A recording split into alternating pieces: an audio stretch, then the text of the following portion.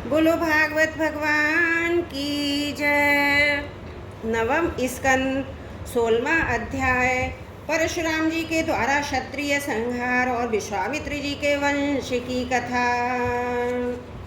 श्री सुखदेव जी कहते हैं, परीक्षित, अपने पिता की यह शिक्षा भगवान परशुराम ने जो आज्ञा कहकर स्वीकार की, इसके बाद वे 1 वर्ष तक तीर्थ यात्रा करके अपने आश्रम पर लौट आए।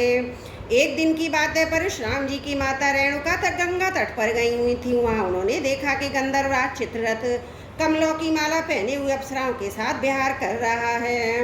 वे जल लाने के लिए नदी तट पर गई थी, परंतु वहां जल कीड़ा करते हुए गंधर्व को देखने लगी। पतिदेव के हवन का समय हो गया था, इस बात को भूल गई। उनका मन कुछ चित्ररथ की ओर खिंच भी गया था।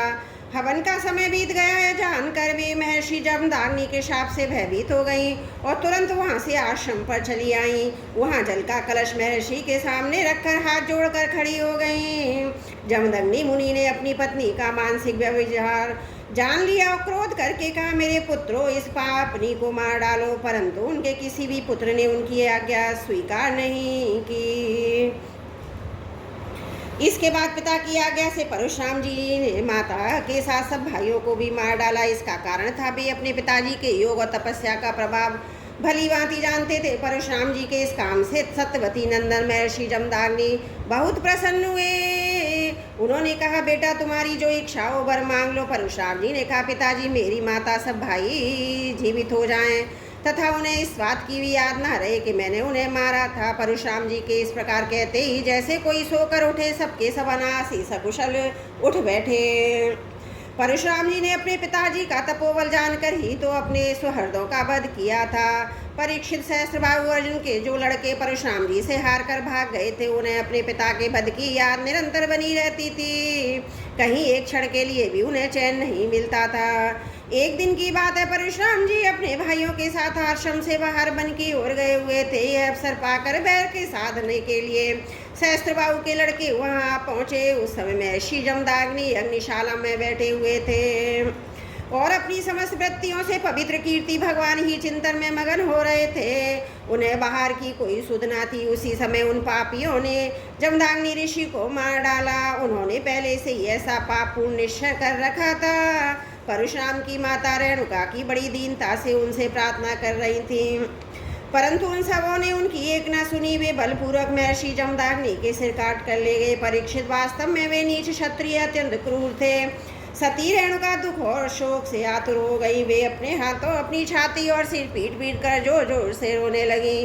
परशुराम, बेटा परशुराम, शीघ्र आओ। परशुराम जी ने बहुत दूर से माता का हाराम यह क्रंदन सुन लिया। वे बड़ी शीघ्रता से आश्रम पर आए। वहां आकर देखा कि पिताजी मार डाले गए हैं।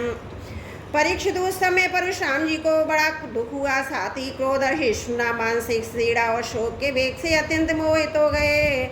हाय पिताजी, आप तो बड़े महात्मा थे। पिताजी, आप तो धर्म के सच्चे पुजारी थे। आप हम लोगों को छोड़कर स्वर्ग चले गए। इस प्रकार विलाप कर उन्होंने पिता के शरीर तो भाइयों को सौंप दिया। स्वयं हाथों में फरसा उठाकर क्षत्रियों का संहार कर डालने का निश्चय किया। परीक्षित, परशुराम जी ने महिष्मती नगरी में जाकर सहस्त्रबाहु अर्जुन के पुत्रों के सिरों से नगरों के बीचों बीच एक बड़ी भारी पर्वत खड़ा कर दिया। उस नगर की शोभा तो उन ब्रह्मघाती क्षत्रियों के कारण ही नष्ट हो चुकी थी। उनके रक्त से एक बड़े भयंकर नदी बह निकली, जिसे देखकर ब्राह्मण द्रोहियों का हृदय भय से कांप उठता था। भगवान ने देखा कि वर्तमान क्षत्रिय अत्याचारी हो गए, इसलिए राजन उन्होंने अपने पिता के वध को निमित्त बनाकर 21 बार पृथ्वी को क्षत्रियहीन कर दिया और कुरुक्षेत्र के समंत पंचक में ऐसे ऐसे 5 तालाब बना दिए जो रक्त के जल से भरे हुए थे। परशुराम जी ने अपने पिताजी का सिर लाकर उनके धड़ से जोड़ दिया।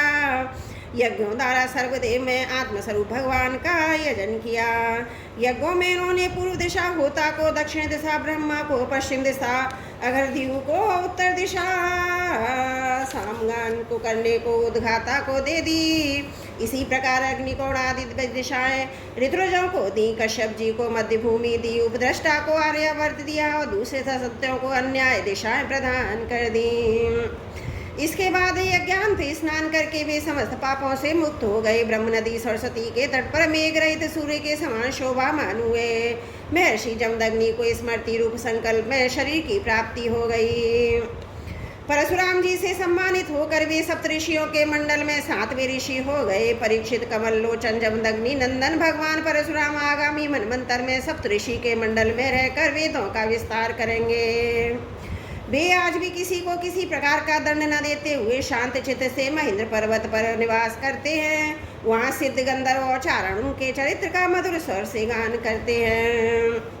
सर्वशक्तिमान विश्वात्मा भगवान श्री हरि ने इस प्रकार भृगु ऋषियों में अवतार ग्रहण करके पृथ्वी के भारभूत राजाओं का बहुत बार वध किया। महाराज गादी के पुत्र हुए प्रज्वलित अग्नि समान परम तेजस्वी विश्वामित्र जी, उन्होंने अपने तपोबल से शत्रुत्व का त्याग करके ब्रह्म तेज प्राप्त कर लिया।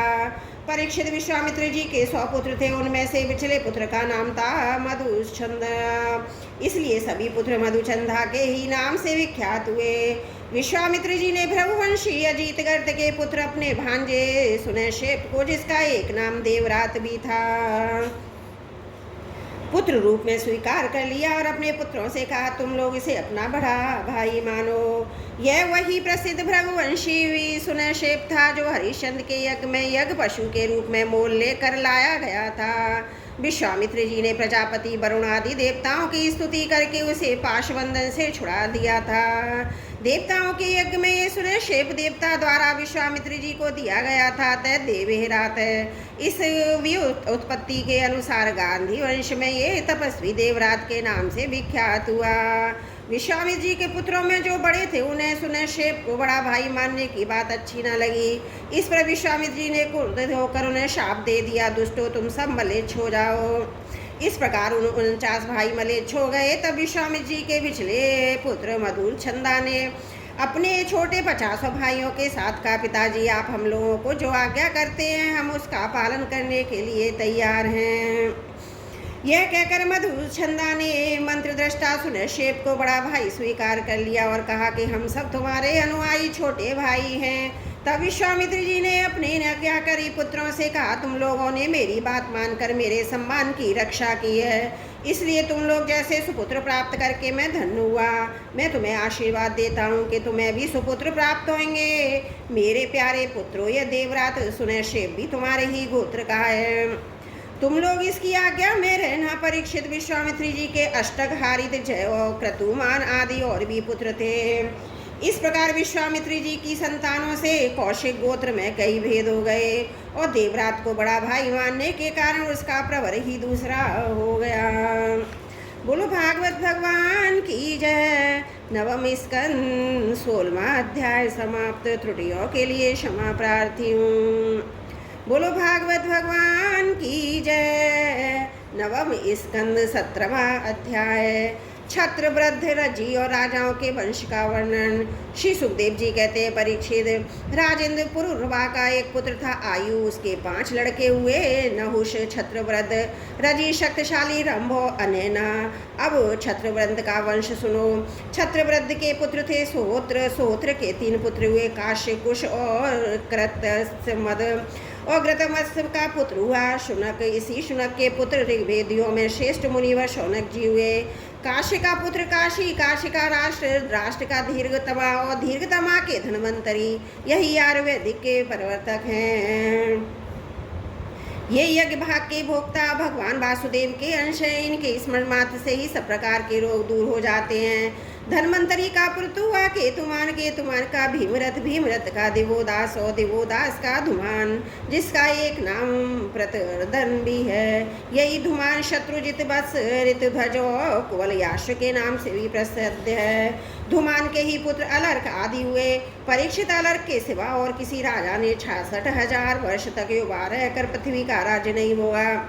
अलर्क का पुत्र हुआ संतति, संतति का सुनीत और सुनीत का सुकेतन, सुकेतन का धर्मकेतु और धर्मकेतु का सत्यकेतु, सत्यकेतु से धृष्टकेतु, धृष्टकेतु से राजा सुकुमार, सुकुमार से बीतिहोत्र, बीतिहोत्र से भर्ग और भर्ग से राजा भार्ग भूमि का जन्म हुआ। ये सब के सब छत्रवर्ध के वंश में काशी से उत्पन्न नरपति हुए। रंभ के पुत्र का नाम था रभस। उससे गंभीर और गंभीर से अक्रिय का जन्म हुआ। अक्रिय की पत्नी से ब्राह्मण वंश चला।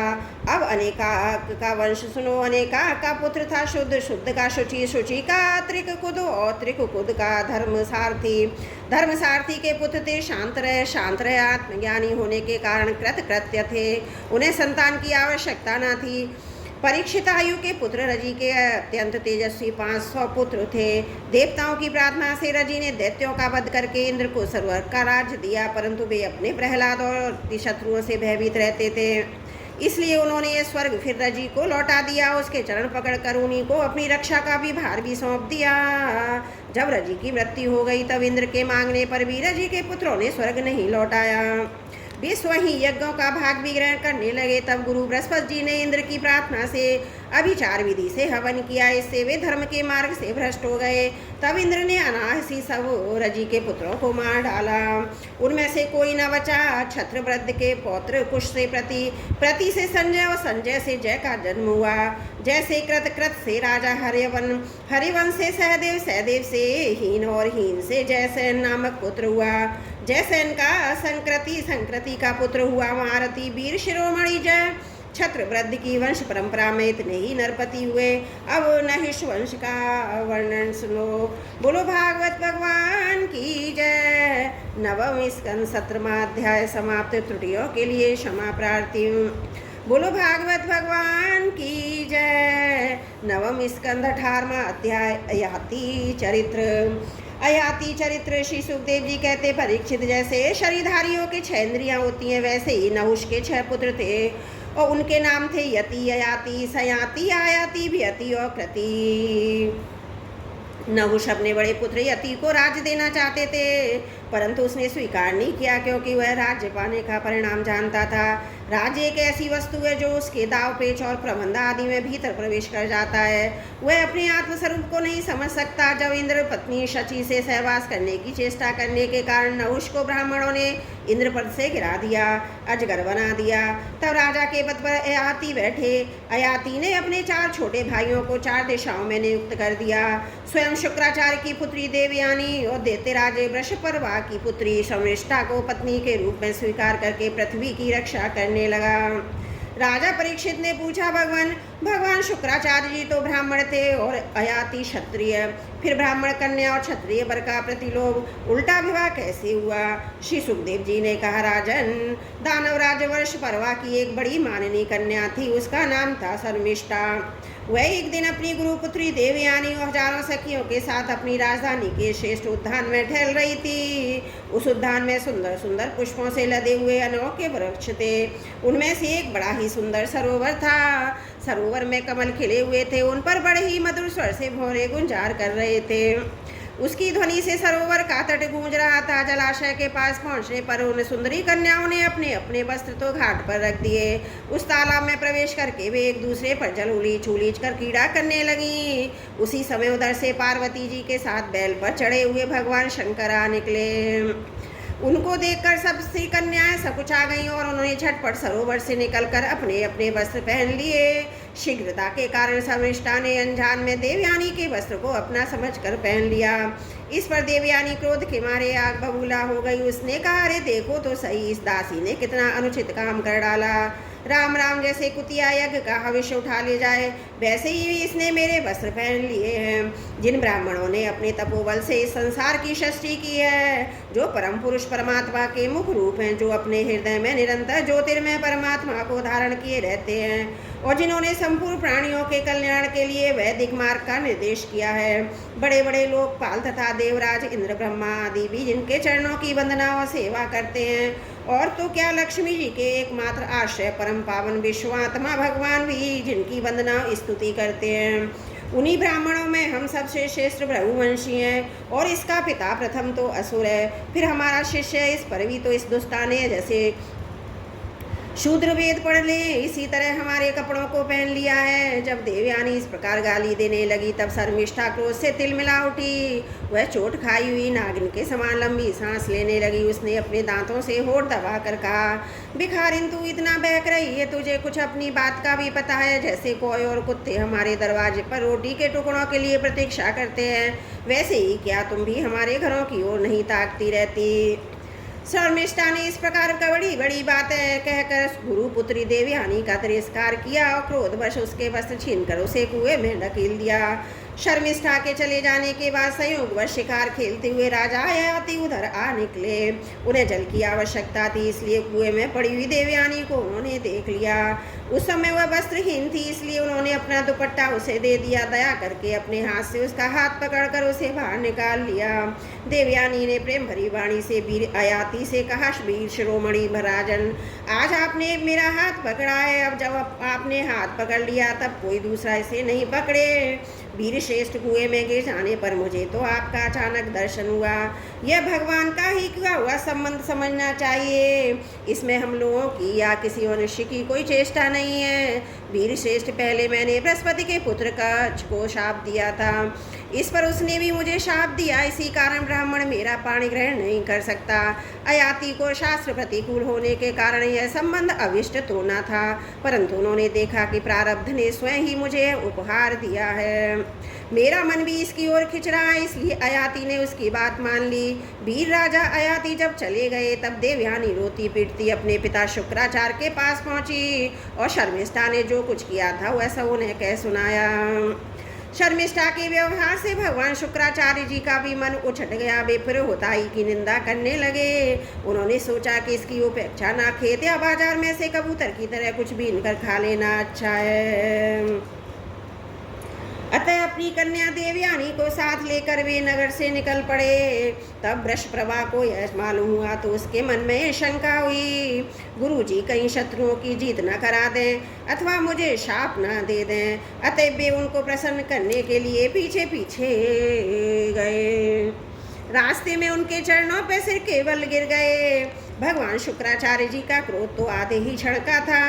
उन्होंने वृषपर्वा से कहा, राजन, मैं अपनी पुत्री देवयानी को नहीं छोड़ सकता, इसलिए इसकी जो इच्छा हो तुम पूरी कर दो, फिर मुझे लौट चलने में कोई आपत्ति ना होगी। जब वृषपर्वा ने ठीक ही कहकर उनकी आज्ञा स्वीकार कर ली तब देवयानी ने अपने मन की बात कही। उसने कहा, पिताजी मुझे जिस किसी को दे दें और मैं जहाँ कहीं जाऊँ। शर्मिष्ठा अपनी सहेलियों के साथ मेरी सेवा के लिए वहाँ चले। शर्मिष्ठा ने अपने परिवार वालों का संकट और उनके कार्य का गौरव देखकर देवयानी की बात स्वीकार कर ली। वो अपनी 1000 सहेलियों के साथ दासी के समान उसकी सेवा करने लगी। शुक्राचार्य जी ने देवयानी का विवाह राजा आयाति के साथ कर दिया और शर्मिष्ठा को दासी के रूप में देखकर उनसे कह दिया, राजन, इसको अपनी सेज पर कभी ना आने देना। परीक्षित कुछ ही दिनों बाद देवयानी पुत्रवती हो गई। उसको पुत्रवती देखकर एक दिन शर्मिष्ठा ने भी अपनी ऋतुकाल में देवयानी के पति आयाति से एकांत में सहवास की याचना की। शर्मिष्ठा की पुत्र के लिए प्रार्थना सधर्म संगत है देखकर धर्मगर राजा आयाति ने शुक्राचार्य की बात याद करने पर भी यही निश्चय किया कि समय पर प्रारब्ध के अनुसार जो होना होगा ही हो जाएगा। देवयानी के 2 पुत्र हुए, यदु और तुर्वसु, तथा वृषपर्वा की पुत्री शर्मिष्ठा के 3 पुत्र हुए, दुहु, अनु और पुरु। जब माननी देवयानी को यह मालूम हुआ कि शर्मिष्ठा को भी मेरे पति के द्वारा ही गर्भ रहा था तब वह क्रोध से बेसुध होकर अपने पिता के घर चली गई। कामी आयाति ने मीठी मीठी बातें उन्होंने विनय और चरण दबाने आदि के द्वारा देवयानी को मनाने की चेष्टा की। उसके पीछे पीछे वहाँ तक गए भी थे परंतु मना ना सके। शुक्राचार्य जी ने भी क्रोध में भरकर आयाति से कहा, तू अत्यंत स्त्री लंपट, मंद बुद्धि और झूठा है। जा, तेरे शरीर में यह बुढ़ापा आ जाए तो जो मनुष्यों को कुरूप कर देता है। आयाति ने कहा, ब्रह्मणा, आपकी पुत्री के साथ विषय भोग करते करते अभी मेरी तृप्ति नहीं हुई है, इस शाप से तो आपकी पुत्री का भी अनिष्ट ही है। इस पर शुक्राचार्य जी ने कहा, अच्छा जाओ, जो प्रसन्नता से तुम्हें अपनी जवानी दे दे उससे अपना बुढ़ापा बदल लो। शुक्राचार्य जी ने जब ऐसी व्यवस्था दे दी तब अपनी राजधानी में आकर आयाति ने अपने बड़े पुत्र यदु से कहा, बेटा, तुम अपनी जवानी मुझे दे दो और अपने नाना का दिया हुआ है बुढ़ापा तुम स्वीकार कर लो। क्योंकि मेरे प्यारे पुत्र, मैं अभी विषयों से तृप्त नहीं हुआ हूँ, इसलिए तुम्हारी आयु लेकर मैं कुछ वर्षों तक और आनंद भोगूंगा। यदु ने कहा, पिताजी, बिना समय के ही प्राप्त हुआ आपका बुढ़ापा लेकर तो मैं जीना भी नहीं चाहता, क्योंकि कोई भी मनुष्य जब तक विषय सुख का अनुभव नहीं कर लेता तब तक उसे अपने वैराग्य नहीं होता। परीक्षित, इसी प्रकार तुर्वसुधु अनु ने भी पिता की आज्ञा स्वीकार कर दी। सच पूछो तो उन पुत्रों को धर्म का तत्व मालूम नहीं था। वे ऐसा नित्य शरीर को ही नित्य माने बैठे थे। अब आयाती अवस्था में सबसे छोटे किंतु गुणों में बड़े और पुत्र पुरु को बुलाकर पूछा, कहा, बेटा, अपने बड़े भाइयों के समान तुम्हें तो मेरी बात नहीं टालनी चाहिए। पुरु ने कहा, पिताजी, पिता की कृपा से मनुष्य को परम पद की प्राप्ति हो सकती है। वास्तव में पुत्र का शरीर पिता का ही दिया हुआ है। ऐसी अवस्था में ऐसा कौन है जो इस संसार में पिता के उपकारों का बदला चुका सके। उत्तम पुत्र तो वह है जो पिता के मन की बात बिना कहे ही कर दे। कहने पर श्रद्धा के साथ आज्ञा पालन करने वाले पुत्र को मध्यम कहते हैं। जो आज्ञा प्राप्त होने पर भी अश्रद्धा से उसका पालन करे वह अधम पुत्र है, और जो किसी प्रकार भी पिता की आज्ञा का पालन नहीं करता उसको तो पुत्र कहना ही भूल है। वह तो पिता का मलमूत्र ही है। परीक्षित, इस प्रकार कहकर पूर्ण ने बड़े आनंद से अपने पिता का बुढ़ापा स्वीकार कर लिया। राजा आयाती भी उसकी जवानी लेकर पूर्वतः विषयों का सेवन करने लगे। वे सातों द्वीपों के एक क्षत्र सम्राट थे। पिता के समान भलीभांति प्रजा का पालन करते थे। उनकी इंद्रियों में पूरी शक्ति थी और वे यथावसर यथा प्राप्त विषयों का यथेक्ष उपयोग करते थे। देवयानी उनकी प्रियतमा पत्नी थी। वह अपने प्रियतम आयाती को अपने मन, वाणी और शरीर और वस्तुओं के द्वारा दिन दिन और भी प्रसन्न करने लगी, एकांत में सुख देने लगी। राजा आयाती समस्त वेदों के प्रतिपाद सर्वदेव में स्वरूप यज्ञ पुरुष भगवान श्री हरि को बहुत से बड़ी बड़ी दक्षिणा वाले यज्ञों से यजन किया। जैसे आकाश में दल के दल बादल दिखते हैं और कभी भी नहीं दिखते, वैसे ही परमात्मा के स्वरूप में जगत स्वप्न माया मनोराज्य के समान कल्पित है। यह कभी अनेक नाम और रूपों के रूप में प्रतीत होता है तो कभी नहीं। वे परमात्मा सबके हृदय में विराजमान है। उनका स्वरूप सूक्ष्म से भी सूक्ष्म है। उन्हीं सर्वशक्तिमान सर्वव्यापी भगवान श्री नारायण को अपने हृदय में स्थापित करके राजा आयाती ने निष्काम भाव से उनका अजन किया। इस प्रकार 1000 वर्ष तक उन्होंने अपनी उच्छृंखल इंद्रियों के साथ मन को जोड़कर उसके प्रिय विषयों को भोगा, परंतु इतने पर भी चक्रवर्ती सम्राट आयाती भोगों से तृप्ति न हो सकी। बोलो भागवत भगवान की जय। नवम स्कंद 18वां अध्याय समाप्त। त्रुटियों के लिए क्षमा प्रार्थी हूँ। बोलो भागवत भगवान की जय। नवम स्कंद 19वां अध्याय आयाती का गृह त्याग। श्री सुखदेव जी कहते हैं, परीक्षित, राजा आयाती इस प्रकार स्त्री के वश में होकर विषयों का उपयोग करते थे। एक दिन जब उन्होंने अधर पतन पर दृष्टि गई तब उन्हें बड़ा बैराग हुआ और उन्होंने अपनी प्रिय पत्नी देवयानी से इसका गाथा का गान किया। भृगुनंदिनी, तुम यह गाथा सुनो। पृथ्वी में मेरे लिए समान विषयी का सत्य इतिहास है। ऐसे ही ग्रामवासी विषयी पुरुषों के संबंध में वनवासी जितेंद्रिय पुरुष दुख के साथ विचार किया करते हैं। इनका कल्याण कैसे होगा। एक था बकरा, वह वन में अकेला ही अपने को प्रिय लगने वाली वस्तुएं ढूंढता हुआ घूम रहा था। उसने देखा कि अपने कर्मवश एक बकरी कुएं में गिर पड़ी है। वह बकरा बड़ा कामी था। वह सोचने लगा कि इस बकरी को किस प्रकार कुएं से निकाला जाए, और उसने अपने सींग से कुएं के पास की धरती खोद डाली और रास्ता तैयार कर लिया। जब वह सुंदरी बकरी कुएं से निकली तो उससे उस बकरे से ही प्रेम करना चाहा। वह दाढ़ी मूछ पंडित बकरा हष्ट पुष्ट जवान बकरियों को सुख देने लगा। बिहार कुशल और बहुत प्यारा था। जब दूसरी बकरियों ने देखा कि कुएं में गिरी हुई बकरी ने उसे अपना प्रेम पात्र चुन लिया है, तब उन्होंने भी उसी को अपना पति बना लिया। वे तो पहले से ही पति की तलाश में थी। उस बकरे के सिर पर कामरूप पिशाच सवार था।